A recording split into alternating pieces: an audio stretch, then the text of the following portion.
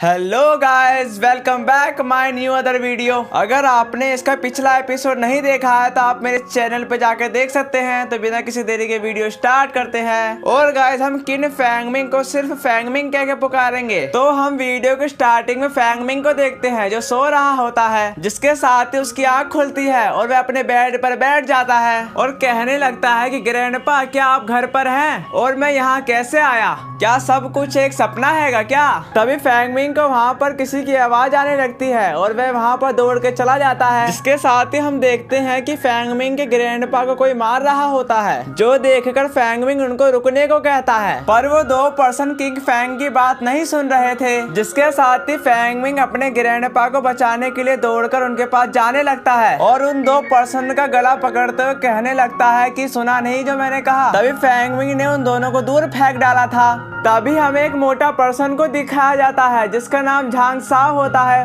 और फैंगमिंग से कहने लगता है तो पगला गए हो क्या? तुम ये क्या कर रहे हो? जिसके जवाब में फैंगमिंग कहने लगता है अगर तुमने दोबारा मेरे ग्रैंडपा को नुकसान पहुंचाने की कोशिश की मैं तुमको नहीं छोड़ूंगा। जो बात सुनकर झांग साओ को काफी गुस्सा आ जाता है और कहने लगता है कि तैंगलोंग टाउन में मेरे झांग परिवार को नाराज करने की तुम्हारी हिम्मत कैसे हुई? जिसके साथ ही झांग साओ ने अपने तालिस्मान निकालकर अपनी वज्र फिस्ट को तैयार कर लिया था और फैंगमिंग से कहने लगता है तुम आज नहीं बचोगे। जो बात सुनकर फैंगमिंग कहने लगता है आजा मोटे, देखता है कौन पहले मरता है। जिसके साथ ही दोनों ने एक दूसरे पर अटैक कर दिया था और एक दूसरे पर अटैक करने के कारण दोनों एक साथ पीछे हो जाते हैं। पर झांग साओ हार मानने वालों में से नहीं था, इसलिए वे फैंगमिंग पर दोबारा अटैक करने के लिए चला जाता है। जिसके साथ ही फैंगमिंग ने झांग साओ के एक अटैक का तो सामना कर लिया था पर दूसरे अटैक का सामना नहीं कर पाता, जिसके कारण वह दूर जाकर गिरता है। तभी झांग साओ मौका देखकर फैंगमिंग पर एक जोरदार फिस्ट मारने ही जा रहा होता है। तभी फैंगमिंग अपने आप को कैसे न कैसे करके बचा लेता है और कहने लगता है कि ये तो मेरे को जान से मारना चाहता है। जिसके साथ झांग साओ अपनी सोर्ड को निकालकर फैंगमिंग पर हमला करने के लिए चला जाता है। पर फैंगमिंग अपने आप को बचाने के लिए वहां के एक स्टोन टब को उठाने लगता है और उठाकर झांग साओ पर देके मारता है। तभी झांग साओ अपनी वज्र फिस्ट का यूज करते हुए स्टोन को पकड़ लेता है, जो देखकर फैंगमिंग ने भी अपनी मार्शल आर्ट का यूज करते हुए उस स्टोन पर एक जोरदार किक लगा दी थी,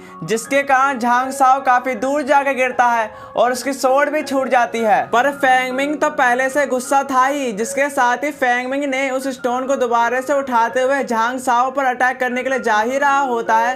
तभी फैंगमिंग के ग्रैंडपा उसे रोक लेते हैं। जो बात सुनकर फैंगमिंग अपने ग्रैंडपा से कहने लगता है आप क्यों इसे बचा रहे हो? अभी कुछ देर पहले ये दुष्ट आपको ही मार रहा था। जिसके साथ ही ग्रैंडपा कहने लगते हैं कि मैं झांग परिवार को मुफ्त में स्ट्रेंज स्नेक की पित्त और सांप का मांस देने के लिए तैयार हूँ। जिसके साथ फैंगमिंग के ग्रैंडपा झांग साओ की तरफ जाते हुए कहने लगते हैं इसे स्वीकार करें। जो बात सुनकर झांग साओ वो लेकर वहां से चला जाता है और झांग साओ अपना गुस्सा उतारने के लिए फैंगमिंग के ग्रैंडपा को गिरा देता है। जिसके साथ हम झांग साओ के दो पर्सन को देखते हैं जो कहने लगते हैं कि तुमने हमारे साथ अच्छा नहीं किया। जिसके साथ ही वो तीनों वहां से दुम दबाकर भाग जाते हैं। इसी के साथ यहाँ सीन कट होता है और हम फैंगमिंग के ग्रैंडपा को देखते हैं जो बिस्तर पर लेटे हुए होते हैं। तभी फैंगमिंग अपने ग्रैंडपा से कहने लगता है ग्रैंडपा क्या आप ठीक हैं? जिसके जवाब में ग्रैंडपा कहने लगते हैं हाँ मैं ठीक हूँ। तभी ग्रैंडपा फैंगमिंग से कहने लगते हैं कि हमारे जैसे लोग चींटी की तरह होते हैं जो किसी के भी हाथों पिस जाते हैं। जो बात सुनकर फैंगमिंग कहने लगता है कि मैं उनको नहीं छोड़ूंगा। जो बात सुनकर ग्रैंडपा कहने लगते हैं कि तुम ये गलत कर रहे हो। मुझे पता है कि तुम अभी छोटे हो लेकिन तुम्हारे पास अभी इतनी कल्टीवेशन पावर नहीं है। इसी के साथ फैंगमिंग को यह भी बताते हैं कि तुम्हारे फादर की पॉकेट में एक टोकन हैगा, तुम उसे निकाल लो। जिसके साथ ही फैंगमिंग ने वो टोकन तुरंत ही निकाल लिया था। तभी फैंगमिंग के ग्रैंडपा बताने लगते हैं कि तुमको मार्शल आर्ट और अपना लेवल इंक्रीज करने के लिए तुमको लियोक्सिया सेक्ट जाना होगा। जो बात सुनकर फैंगमिंग वहां जाने के लिए तैयार हो जाता है। इसी के साथ यहाँ सीन कट होता है और हम घोड़ा गाड़ी को देखते हैं जो लियोक्सिया सेक्ट की तरफ जा रही होती है और हम तभी उस घोड़ा गाड़ी को लियोक्सिया सेक्ट के अंदर देखते हैं। इसी के साथ हम कई सारे मेंबर को देखते हैं जो लियोक्सिया सेक्ट के डेसिबल बनने के लिए आए होते हैं, जिसमें शामिल फैंगमिंग भी होता है और वो जाते हुए कहने लगता है ये लियोक्सिया सेक्ट तो देखने में काफी सुंदर हैगा, लेकिन लियोक्सिया सेक्ट का डेसिबल बनने के लिए मुझको एग्जाम पास करना करना होगा। जिसके साथ ही वहाँ पर एल्डर्स की शानदार एंट्री होती है, जो देखकर वहाँ के सारे मेंबर हैरान हो जाते हैं और कहने लगता है ये एल्डर्स काफी ताकतवर हैंगे। तभी फैंगमिंग कहने लगता है यहाँ पर बिग गर्ल और लिटिल गर्ल भी होगी जिन्होंने मेरी जान बचाई थी, और अपने टोकन की तरफ देखने लगता है। जिसके साथ ही वहाँ पर लिटिल गर्ल की एंट्री होती है और आते के साथ कहने लगती है कि तुम एग्जाम के लिए नर्वस नहीं हो। जिसके जवाब में फैंगमिंग कहने लगता है I am very nervous and excited. जो बात सुनकर लिटिल गर्ल कहने लगती है बिना पलक झपकाए साफ झूठ। वहाँ पर इन दोनों की बातें ही चल रही होती है, तभी एल्डर कहते हैं शांत। उनकी ऐसी आवाज सुनकर लिटिल गर्ल काफी डर जाती है और फैंगमिंग के पीछे दुबक जाती है और कहने लगती है एल्डर काफी डरावने हैंगे। तभी उनमें से एक एल्डर कहने लगता है इस बार एग्जाम पास करने में आसानी होगी क्योंकि इस बार के रूल काफी आसान हैंगे। बस आपको अपने पीछे की घाटी में जाना है और वहाँ पर एक फल तोड़ लेना है और जो लोग पास हो जाएंगे उनको गिना जाएगा।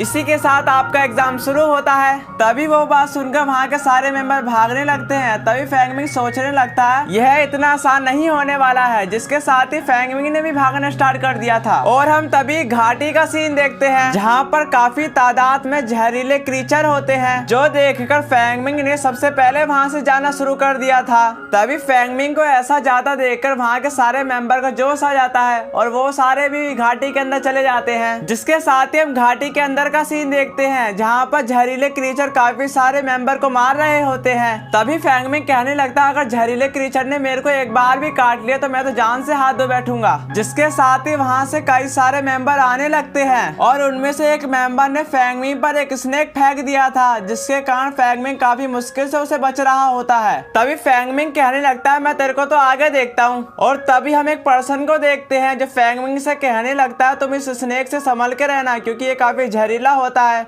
और तुम यहीं पर मरो, मैं तुमसे आगे मिलता हूँ। जिसके साथ वो पर्सन वहाँ से चला जाता है। तभी हम फैंगमिंग को देखते हैं जो स्नेक से बच गया होता है और इनविजिबल टेक्निक यूज करते हुए भाग रहा होता है। तभी फैंगमिंग एक बड़ी छलांग लगाता है और सबसे आगे निकल जाता है और भागते हुए कहने लगता है कि मैं ही एग्जाम पास करूंगा। जिसके साथ ही एल्डर कहने लगते हैं इस बच्चे में कुछ तो बात है। तभी लिटिल गर्ल कहने लगती है फैंगमिंग तुम एग्जाम पास कर सकते हो, ऐसे ही भागते रहो। जिसके साथ ही लिटिल गर्ल ने भी अपनी फास्ट मूवमेंट का यूज करना शुरू कर दिया था और वह सबसे आगे निकल जाती है। तभी हम फैंगमिंग को देखते हैं जो एक छलांग लगाते हुए उस फल को तोड़ लेता है। जिसके साथ ही लिटिल गर्ल ने भी अपनी फास्ट मूवमेंट से उस फल को तोड़ लिया था। तभी हम और डेसिपल को देखते हैं जो वो फल तोड़ लेते हैं। तभी वहाँ पर और मेंबर आने ही लगते हैं। तभी वहाँ पर एल्डर्स की एंट्री होती है और कहने लगते हैं तुम लोग अब फेल हो चुके हो और तुम्हें यहीं रुकना होगा और खुद ही इस घाटी को पार करनी होगी। इसी के साथ वहाँ के एल्डर्स उन पासिंग डिसिपल को अपने साथ ले जाते हैं